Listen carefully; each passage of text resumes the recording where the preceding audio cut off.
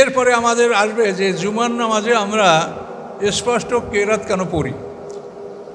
অন্যান্য নামাজে, অন্যান্য দিন জোহরের নামাজে আমরা চুপি চুপি কেরাত পড়ি, কিন্তু এই দিনে আমরা স্পষ্ট কেরাত কেন পড়ি? এর কারণ হলো জুমার নামাজ এটা মক্কাতে যদিও আয়াত নাযিল হয়েছে সূরা জুমা, এটা জুমা সূরা, সেটা মক্কি সূরা, কিন্তু আদেশটা জুমার নামাজ মক্কাতে হয়েছে।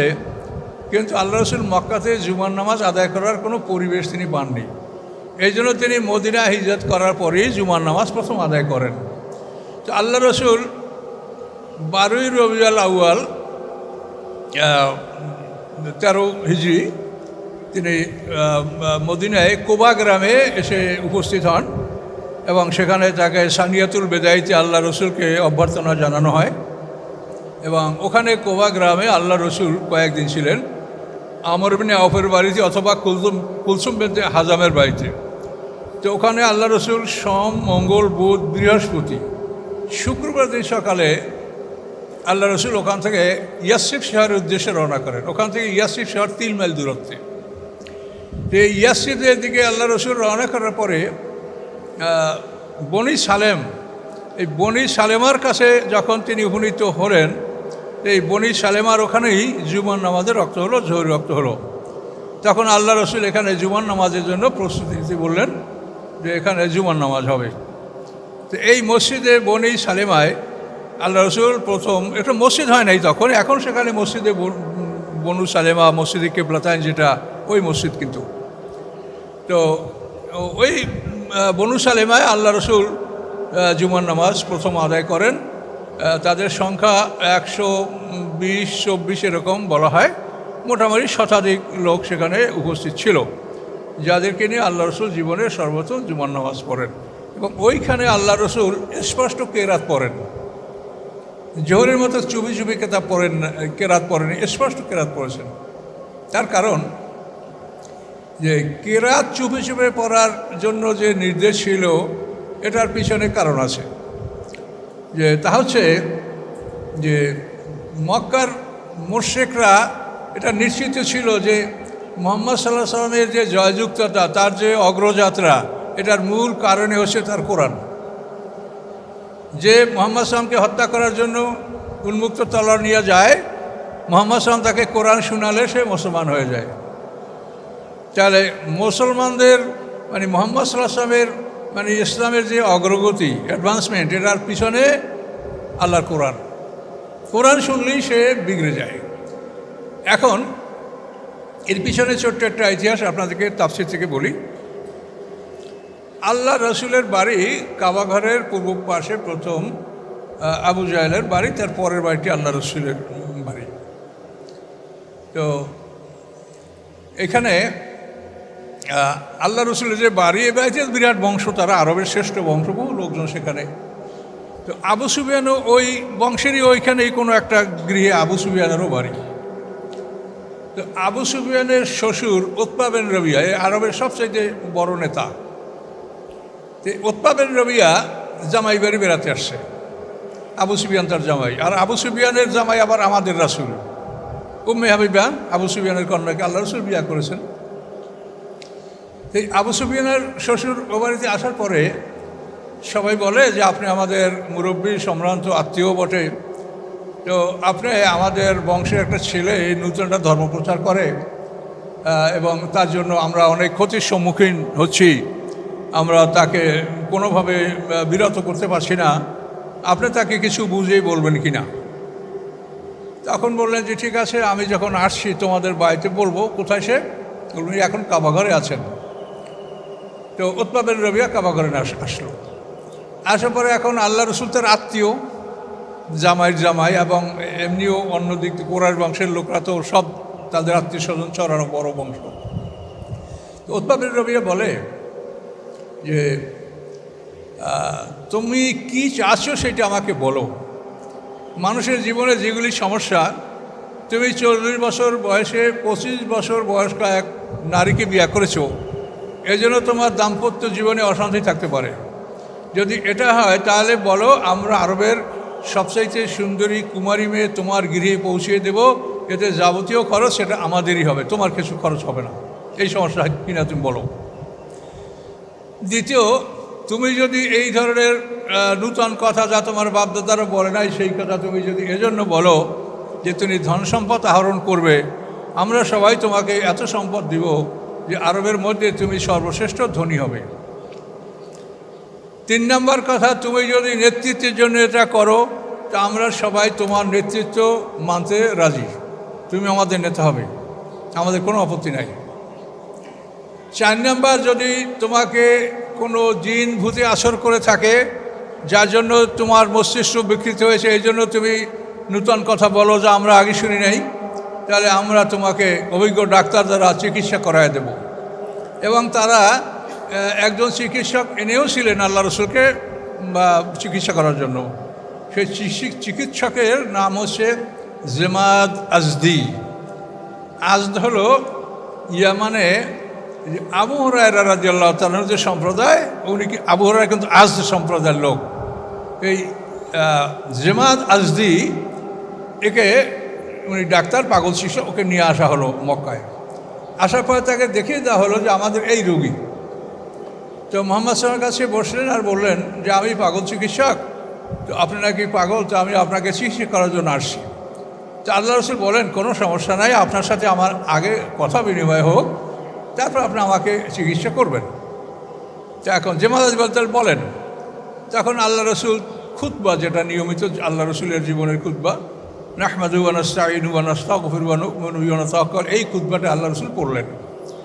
খুতবাটা শুনে জেমাদ আজদি বলে যে আমার জীবনে আমি এইরকম সুন্দর কথা কোনোদিনই শুনি নেই, এই খুতবাটা আপনি আবার পড়েন। আল্লাহ রসুল আবার পড়লেন। পড়ার পরে জেমাদ আজদি বলে যে আপনি আমাকে মুসলমান বানান, মুসলমান হব, কীভাবে মুসলমান হতে আমি জানি না, আমাকে আপনি মুসলমান বানান। তখন আল্লাহ রসুল তাকে কালেমায়ে শাহাদাত পাঠ করিয়ে দিলেন এবং তিনি ইসলাম গ্রহণ করলেন। অবাক কাণ্ড। এখন যে আল্লাহ রসুলের কাছে যায় সেই মুসলমান হয়, ডাক্তার সাহেব মুসলমান হয়ে গেলেন। এখন আরবদের সমস্যা হলো যে মুহাম্মদ সাল্লাল্লাহু আলাইহি ওয়াসাল্লামকে ঠেকাতে হলে কোরআন ঠেকাও। কথা বলতে পারছেন? এই কোরআন ঠেকানোর অভিযান তাদের।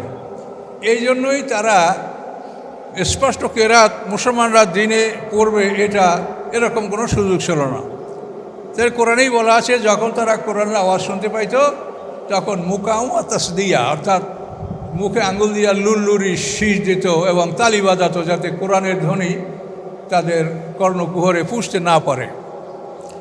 এই কোরআনের ধ্বনিকে প্রতিহত করার জন্য ওরা যখন একেবারে সামগ্রিকভাবে এই পদক্ষেপ গ্রহণ করলো, তো আল্লাহ তাআলা এই বিষয়ে আয়াত নাযিল করলেন, ওয়াকাল আল্লাযীনা কাফারু লা তাসমাউ লিহাযাল কুরআনি ওয়ালগাউ ফীহি লাআল্লাকুম তাগলিবুন। কাফেররা বলল যে খবরদার তোমরা কোরআন শুনবে না এবং তোমরা কোরআনের ব্যাপারে বাজে কথা বলে কোরআনকে প্রতিহত করো, তাহলে হয়তো তোমরা জয়যুক্ত হবে।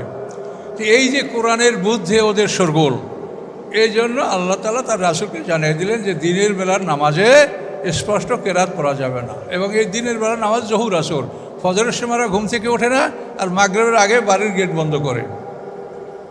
এই জন্য এই 2 ওয়াক্ত নামাজে চুপি চুপি কেরাতের আদেশ ছিল। কিন্তু মদিনা হিজরত করার পরে এই সমস্যাটা ছিল না, যেহেতু মদিনার প্রধান 2টা যে দল, আওস এবং খাজরাজ, এই 2টা লোকের সবাই ইসলাম গ্রহণ করেই আল্লাহ রসুলকে দাওয়াত দিয়ে তাদের শহরে নিয়ে আসছে। সেখানে কিছু ইহুদি আলেমরা আছে বা এখনও কিছু অন্যরা মুনাফিকরা আছে যারা ইসলাম করে নাই, কিন্তু তারা অতটা প্রবল না যে আল্লাহ রসুলের কিরাতে তারা বাধা দেবে, এরকম তারা শক্তিশালী ছিল না। এই জন্য আল্লাহ রসুল মদিনা হিজরত করে প্রথম জুমার নামাজ আদায় করেন এবং জুমার নামাজে আল্লাহ রসুল স্পষ্ট কেরাত পড়েন। এবং ওই 2 নামাজের জন্য যে আদেশ ছিল, এই আদেশ আল্লাহ প্রত্যাহার করেন নাই, ওইভাবেই থেকে গেছে। এই জন্য আমরা আজও জোহর আসরের সালাতে আমরা চুপি চুপি কেরাত পড়ি এবং জুমার নামাজটা মাঝখান থেকে ব্যতিক্রম, যে এটা আমরা স্পষ্ট কেরাত আমরা পড়তে পারছি, যেহেতু যে সম্ভাবনা আছে তো বললামই, ও কারণগুলি আমাদের মধ্যে নাই বলে এটা এভাবে চলছে। এজন্য আমরা জুমার নামাজে স্পষ্ট কেরাত পড়ি। তাহলে আমরা 2টা সাবজেক্ট, আজান 2টা কেন, তারপরে স্পষ্ট কেরাত কেন। 3 নম্বর হলো যে এই নামাজে ফরজ কম। আমরা তো জোহর ওয়াক্ত 4 রাকাত পড়ি, সেই 4 রাকাতের জায়গায় এখন আমরা 2 রাকাত পড়ছি, অথচ ঘোষণা করা হয়েছে এটা সওয়াব বেশি। এটা কারণটা কি? কারণটা হলো যে তোমরা সালাত আদায় করবে, এটা তো ইবাদত, কিন্তু তোমাদের ইমানের মজবুতি, ইমান তোমাদের সঠিক কিনা, তোমরা শিরক মুক্ত হয়েছি কিনা, এটা তো কোরআন থেকে তোমাদের জানতে হবে। কাজে এই জন্য এই 2 রাকাত নামাজের পরিবর্তে আল্লাহ তাআলা তোমাদেরকে 2টো খুতবা দান করেছেন। এই খুতবার মাধ্যমে তোমরা জানতে পারবে যে তোমাদের ইমানের অবস্থাটা কী। এবং প্রত্যেকটা মানুষের মধ্যে অন্ধকার আছে। আমি আপনাদের সামনে বসছি, আমার মধ্যে অন্ধকার আছে, আপনার মধ্যেও আছে, সবার মধ্যে অন্ধকার আছে। এই জন্য কোরআনে আল্লাহ একাধিকবার বলছেন লিয়ুখরিজাহুম মিনাজ যুলুমাতি ইলান নূর, যে অন্ধকার থেকে আলোর দিকে নিয়ে আসার জন্য এই কোরআনকে আল্লাহ তাআলা পাঠিয়েছেন। তো এই কোরআনের মাধ্যমেই আমরা অন্ধকার থেকে আলোর দিকে যেতে পারবো। এবং কারো অহংকার করার ক্ষমতা নাই যে আমি আলেম, আমি মুহাদ্দিস, আমি মুফতি, আমার অন্ধকার নাই। না, আল্লাহ এটা বলেন না। কোরআনে সবাইকে বলছে যে তোমাদের মধ্যে অন্ধকার আছে। তো এই অন্ধকার দূর করার একমাত্র বস্তু হলো কোরআন। ওয়ানজালনা ইলাইকুম নূরাম মুবিনা, আল্লাহ বলেন তোমাদের মাঝে আমি স্পষ্ট আলো নাজিল করেছি। কোরআন হচ্ছে আলো। কোরআন ছাড়া অন্যান্য যে শিক্ষার যে গ্রন্থগুলি আছে সেগুলো আলো। তো সেই আলোগুলি হলো, যেমন রাতের বেলায় আমরা আলো জ্বালাই, কিন্তু রাতের বেলায় যে আমরা আলো জ্বালাই, এই আলো দ্বারা কি আপনি হিমালয় পর্বত দেখতে পারবেন, বঙ্গোপসাগর দেখতে পারবেন, আমাজন জঙ্গল দেখতে পারবেন? তাহলে এই কৃত্রিম আলো যেটা, এটা দ্বারা আমরা স্বাভাবিকভাবে নিজেদের চলাফেরাটা করতে পারছি। কিন্তু গোটা পৃথিবী আলোকিত করার জন্য একমাত্র সূর্যের আলো। তো সূর্যের আলো যেরকম তাম পৃথিবীটাকে আলোকিত করে, এইভাবে কোরআনের আলোই মানুষের সকল অন্ধকার দূর করার ক্ষমতা রাখে। এছাড়া অন্য কোনো বস্তু হৃদয়ের সকল অন্ধকার দূর করতে পারে না। আজকের আলেম সমাজের দিকে তাকানোর দুঃখের বিষয় যে আজকে আলেম সমাজ এই কোরআনকে বাদ দিয়ে তারা অন্য কিছু অনুসন্ধান করছে। এবং বলতে গেলে তারা, আমরা যেটা রাজশাহী শহরে দেখছি, তারপর আপনারা যারা আমার ওই মসজিদ জুমা পড়তেছিলেন, তারপর বিভিন্ন জায়গায় একটাই অপরাধ আমার, সেটা হলো আমি কোরআন থেকে কথা বলি। এছাড়া আর কোনো অপরাধ আমার তারা দেখাতে পারবে না। আমি তো বলি নেই যে নামাজ কম পড়েন না বেশি পড়েন, জাকাত হজ রোজা, আমি কোনোটাই আমার ব্যতিক্রম আছে? তা আমার অপরাধ কি? অপরাধ হলো কোরআন থেকে কথা বলা। কাজেই আমরা সবাই আল্লাহর কাছে যাব। আমি কারো বিরুদ্ধে আমি বিচারও চাই না, আর আমি কাউকে কিছু বলতেও চাই না। আপনারা আপনাদের কাজ করেন, আমরা আমাদের কাজ করে যাচ্ছি। ফলাফল আল্লাহর কাছে। বেশি দেরি না তো, আপনিও হাজির হবেন, আমিও হাজির হব। সেই দিন দেখা যাবে যে কে কাকে কী বলেছেন। তো এটা আপনাদের সবাই জান্নাতের আশায় আপনারা এখানে কষ্ট করছেন। এই জান্নাতে যাওয়ার জন্য যে জিনিসটা প্রয়োজন সেটাই আপনাদেরকে বলেছি। প্রত্যেকটা মানুষের আকল অনুসারে তার বিচার হবে। আমাকে যে প্রশ্ন করা হবে আপনাকে সে প্রশ্ন করা হবে না। কাজে প্রত্যেকটা মানুষ, আল্লাহ জ্ঞানকে সৃষ্টি করে, এটা আল্লাহ রসুলের হাদিস, জ্ঞানকে সৃষ্টি করে আল্লাহ বলেছেন বেকা উহা শিবু আবিকা উহা কেবু, হে জ্ঞান, তোমার মাধ্যমে আমি মানুষ থেকে হিসাব নিব এবং তোমার মাধ্যমে মানুষকে শাস্তি দিব। যার জ্ঞান নাই তার কোনো হিসাব নাই। পাগল কিন্তু আমাদের সাথে অনেক ভালো, তার কোনো ওর উপরে কিছু ফরজ নাই, ও ফ্রি, যা করে, যা খায়, যা বলে। আর আমরা এই জ্ঞান আমাদের বন্ধু হতে পারে, আর জ্ঞান আমাদের শত্রু হতে পারে। কাজে জ্ঞানকে আপনি যদি কাজে লাগান তো জ্ঞান আপনার বন্ধু, আর যদি জ্ঞানকে আপনি অবহেলা করেন, কাজে না লাগান, তাহলে এই জ্ঞানের জন্যই আপনাকে কৈফিয়ত তলব করা হবে এবং আপনাকে এই জবাব দিতে বাধ্য করা হবে। এই জন্য আমি আপনাদের সবাইকে বলি যে আপনার কোরআনের থেকে কিছু না কিছু শেখেন। আপনাদের যে বয়স এখন যার সামনে আছে, এই সময়টা যদি কোরআনের জন্য আপনি ব্যয় করেন এবং পিছনের সময়ের জন্য যদি আল্লাহর কাছে ক্ষমা চান যে আমি ইতিপূর্বে করতে পারি নাই, এখন আমি শুরু করছি, আল্লাহ ক্ষমা করে দেবে। আল্লাহ বড় দয়ালু, তিনি অসীম দয়ার মালিক। কাজে আমি আপনাদেরকে অনুরোধ করব যে আপনারা প্রত্যেকটা মানুষ কোরআন শেখার জন্য চেষ্টা করেন। এজন্য বহু মানুষে বহু কিছু করেছে, আমিও করেছি। আমি কোরআনে 30 পারা তাফসীর লিখেছি, কোরআন শরীফের তরজমা লিখেছি, রাসূলের জীবনী, আল-ওয়াদার ছোটো বই আমার এখন 11টা বের হয়েছে, 12টা বের হতে যাচ্ছে। কতটুকু সময় পাবো সামনে তা তো বলতে পারছি না। যাতে একটা মানুষ অনুসন্ধান করলে আল্লাহর পথ পেতে পারে।